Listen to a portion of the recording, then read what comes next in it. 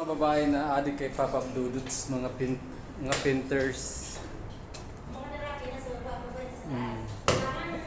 Ang panahon ngayon, babae na ngayon pintura.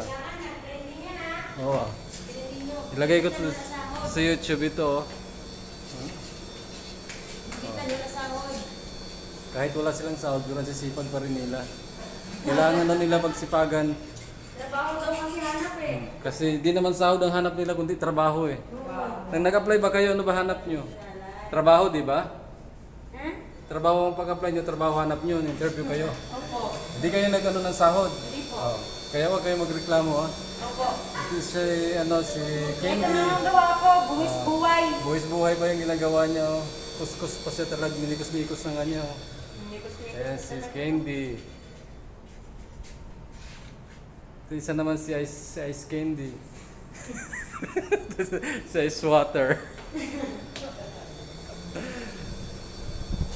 Okay mga insan, tagnikos-mikos nila oh.